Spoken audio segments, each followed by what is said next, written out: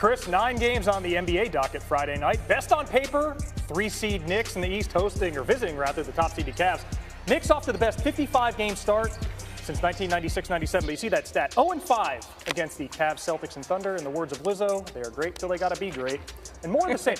Dunk contest was Saturday in San Francisco. Cleveland threw one Friday at Rocket Mortgage Fieldhouse. 7 dunks in the first quarter for the Cavs, tying their most in any quarter in the last quarter century. You saw there Karl Anthony Towns caught reaching. Curiosity got the better of him. And then Spider Mitchell to Evan Mobley for the alley-oop.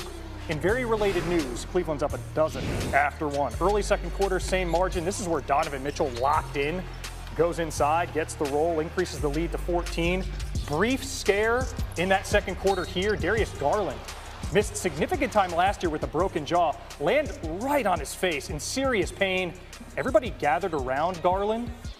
Hearts and throats for a moment, but he got up and showed a ton of toughness playing the rest of the game. Service is not needed the full distance, though. Mention the Knicks' great start to the season. The Cavs are off to their best 55-game start ever. Donovan Mitchell, 5 for 7 from 3 in the first half alone. And in the final seconds of the half, for the first half over, he had 17 points in the second quarter. Cavs up 27 at the break. This is Cleveland's 5th 25-point halftime lead this season. Already a franchise record. We have almost 30 games to go. Early third. Mitchell's only bucket after recess. This triple. He had 27 points, 5 for 7 from outside, and got the rest of the way because the Cavs are up 30. It never got closer than 20 in the second half. Max Strus, a little pick and roll there with Mobley. Strus had 8 assists. Mobley 21 points on 9 for 11 shooting. Then DeAndre Hunter uses Strus' screen. He had 19 minutes off the bench, finished 16 points, 4 for 4 from 3. Cleveland dominated with points in the paint, dominated in transition. Strus ticks both boxes here. Cleveland wins by 37.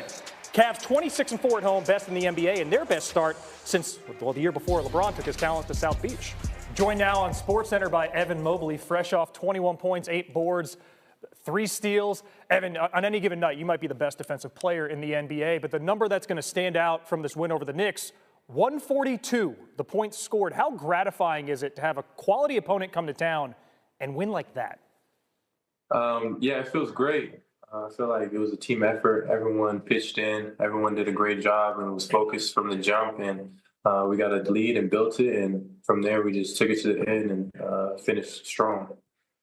4th time this season you and the Cavs have scored more than 140 points. At what point did you realize it was going to be a good day for you guys? From the beginning, I feel like everyone was just locked in since we came into the arena today. And from here, I felt like we were just trying to make a statement. I feel like we started strong and everyone just really was playing together. We got deflections, got defensive stops, and just ran the transition and played our brand of basketball. Yeah, up by 27 at the half, never closer than 20 points after halftime. But Friday night game, 1 versus 3 in the East. I know it was on ESPN, but there was media from all over the world on site. How did the feel in the arena compare to an average game during the regular season? Definitely felt like playoff basketball. We have the greatest fans out here. They love and support us always. And every time we shot a shot, made a shot, the crowds went crazy. So it was definitely a playoff atmosphere. All right, let's talk playoffs a little bit. You beat the Knicks late February, now 2-0 against New York this season. I know you guys play twice more in April, but what can you take away from tonight's game if you do meet again, best of 7, Eastern Conference semis or Eastern Conference finals? Just the way that we play defense on them, I feel like we definitely had a scheme and stuck with it. I feel like it definitely worked tonight, and we're going to definitely stick with that moving forward. And come playoff time, we definitely have some little tweaks here and there. And I'm sure Coach Kenny will definitely come with different schemes there on the defensive side. And the rest is just playing our brand of basketball and playing winning basketball. Well, you've been playing winning basketball a lot lately. Now 6 straight wins spanning the All-Star break, won 10 of the last 11. List goes on. Franchise record 4 wins at this point of the season, and 4 straight finals not all that long ago. But what has to happen, Evan, for this team to keep up this level as the stakes rise? And again, we get into the spring, April and May. I feel like we just got to stay focused, not get complacent. We're having a lot of success right now. We still have a lot more games to go, so we just got to keep taking strides to keep getting better every single day and not get complacent. Like I said, It's a long season. We still got a few games left, and we just want to finish strong and be ready for the playoffs. Well, a lot of adjectives could describe your game today. Complacent is not one. You guys were terrific, you especially. Thanks so much for making time for us tonight, man. Thank you. Appreciate it. Well, this is, as mentioned, the Cavs offense showing out. Fourth game this season with 140 points, already the most in franchise history. Before this, the last time Cleveland had even 2 games of 140-plus, back in 1991-92. Shouts to Brad Daugherty. For the Knicks, again, struggling against the league's best. Now 0-6 against the Cavs, Thunder, and Celtics, and tonight's doesn't give you warm fuzzies, Chris. Cavs just ran the Knicks out of the building, non-competitive game. Cleveland now 6 games up on Boston, and yet everywhere I see the Celtics are the favorites to go back-to-back. What do you think of Cleveland's chances to get out of the East, Perk? I mean, I like them. I want them to make me love them, though. And yes, on paper, they have a legit chance of getting to the NBA championship and actually winning the NBA title. But I've seen this movie before from a Donovan Mitchell-led team. And Evan Mobley is going to be the key. Can he be a consistent second option to Donovan Mitchell? Because that's what he's going to have to be. He's a tough cover. He's one of the most skilled bigs in the NBA, and Kenny Atkinson has done an unbelievable job of unlocking his offensive talent. We know what kind of talent he has, but remember, when you get into that postseason, that scouting report gets thicker.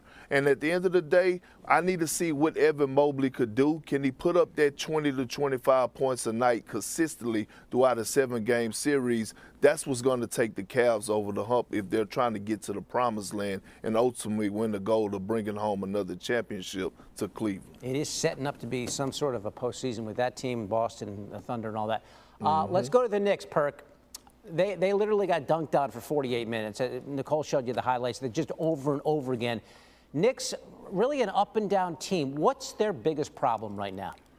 Well, it's their depth, and they don't have room for error, right? And so when you look at the Knicks squad, tonight they was missing Mitchell Robinson. They was also missing Josh Hart. You got to have those guys, especially when you're playing against a Cavs team who shoot the three extremely well. That three-point defensive team that the Knicks are, they're one of the worst in the league, and they got to get better. Getting back Mitchell Robinson, that's going to allow the guys on the perimeter to be more aggressive, and their defense is going to get better overall. Tonight they missed Josh Hart, but they got to get back to playing Tom Thibodeau-type basketball, and I want to see this team whole when it comes in April when the postseason starts. The Knicks are in third in the East, lost by 27 to Boston earlier this month, and now 37 to Cleveland tonight. Perk logging some heavy minutes on SportsCenter. Thanks, buddy. Thanks. Let's get to Timberwolves Rockets. It just finished, as you saw. Jalen Green, what a night he had. Joining us in a minute. Yeah. We call that a tease, too. Okay. And then Anthony Edwards. Didn't play in the All-Star game because of an injury. Back on the floor. And that's a turnover there. 3-point game. Alperen Sengun. Tough shot. High off the window. He had 24 in this one. And here comes Green. 35 points. And the Rockets outlast the Timberwolves in a good game. 121-115, your final. Rockets in a dark place not too long ago in a 6-game losing streak, mired there. That was their longest over the last 2 years. Since then, they've won 3 of 4. They've stepped up on the defensive end. Jalen Green joins us now after that 35-point effort against the Timberwolves. Look, you guys kind of stumbled into the All-Star break, but you come out in this game, a close one, a lot of fight. How does this one set the tone for what you hope to do the second half of the season? The plan is to get back to what we was doing. It may have been fatigue or injuries that had set us back towards the end of that before All-Star break. But we were trying to get back to what we normally do, and that's coming out playing hard every night. It also helps that you get one of your teammates back to Barry Smith after 22-game absence. Having him back on the floor with you tonight, what did that do for your lineup? Super important. DeBar is a defender out there. He spaces the floor, 3-point threat. He pretty much does it all out there. So, he was a big part of, the starting 5 and the team in general. So, just having him back was a great help for sure. You had a little back and forth with Anthony Edwards out there tonight. Obviously, he's also one of the young stars of the game. Fun to watch. When you get a chance to go Well, one-on-one with a guy like that, what is your mindset? Just to go out and hoop, leave it all on the floor. You know, I feel like I'm one of the best young guards in the league, and he's one of the best young guards in the league. It's going to be a fight every night, and that's what you're supposed to do. So, I mean, he's a great player, and it was a good game tonight. You make it seem so easy, Jalen. Just go out there and hoop. Congratulations on the win. We'll see you soon. Appreciate it. Thank you. All right, let's bring in our man, Kendrick Perkins. Hello, Perk. We all just watched that game. Rockets, they made a nice leap forward last year. They've done it again, taking another step forward. A young team. Ime Udoka's done a nice job with them. What do you like most when you see them play? Well, one, they're the most athletic team in the NBA, especially on the perimeter. They got a bunch of dogs defensively, from Amen Thompson to Tari Eason, you know, Dylan Brooks. They make you uncomfortable. But tonight, I looked at the guys like Jalen Green and Şengün offensively. On a night when you don't have your captain, Fred VanVleet, these are the moments you learn how to close games. This Rockets team is going to be in the playoffs. And these two young superstars, all-star caliber players, they got to learn to take over. Now, they had some turnovers throughout the course of the game, but I love the way Ime Udoka let them play through their mistakes, because it's going to benefit them in the postseason. And this is why this Rockets team is so tough.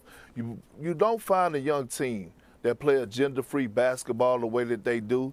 Ime Udoka has done a hell of a job with getting these guys to be stars in their role. And as we pointed out, they have dealt with some adversity. They had that six-game losing streak. They've dug out of it, and now they're playing well. The Timberwolves, on the other hand, they are not the same team for some reason, Perk, that they were last season. What's going on with that team? What do they need to improve? Well, Dave, look, we know that Anthony Edwards could drive the car over the bridge. We know that, right? But he needs some guys to help pay the damn tolls, and he just don't have that. Karl-Anthony Towns is not there no more, right? He was traded for Julius Randle. Julius Randle is not the perfect fit for this Minnesota team. We've heard interviews with Anthony Edwards talking about him fighting to, you know, to get past and the double teams, but they're going to keep coming. At the end of the day, they have to make up in areas where Karl-Anthony Towns helped them. You can't, like, having a big that space the floor, a three-point threat like that, it's hard to replace. Anthony Edwards is going to do him, but I just don't have the confidence in the rest of this Timberwolves ball club. That's why I don't have them making no real noise in the Western Conference. Maybe a more even matchup on the court. Memphis Grizzlies taking on the Orlando Magic. We're going to go straight to the fourth quarter. 7 minutes to go. Magic up by 3, and it's Goga Bitadze blocks Jaren Jackson Jr.'s layup. The Magic out in transition. Paolo Banchero scores on the other end for 2. Magic go up by 5 under a minute later. Same score. And now it's Franz Wagner. Step back 3. That one's good. Magic up 100-92 with under 7 minutes to go. John Morant's three-pointer. That's also good. But the Grizzlies still trailing and playing catch-up. And Morant knew this. Trying to get it done into the lane. And does. Turnaround shot. That one's good to go. 103-99. Morant again taking a drive into the lane, speeds up, gets the tough layup to go. And Morant is just completely taking over in the fourth quarter, and that ties it at 104, 10 seconds left. Grizzlies up by 1. Santi Aldama misses his second free throw in a row. The Magic have 1 timeout left, but decide not to use it. Banchero takes it up court, tries to make something happen. His shot, though, getting blocked as time expires. Morant, 23 points on the night. Grizzlies hold on to win 105-104. Now with 4.5 minutes left in the game, the Grizzlies trailed by 9 points. Memphis's offense closed the game, scoring 11 points, while the defense held Orlando to just 1 point at the free throw line and allowing no made field goals, Phil. This other side, the Heat, ironically cold. 0-4 since that Butler trade, longest losing streak of the season.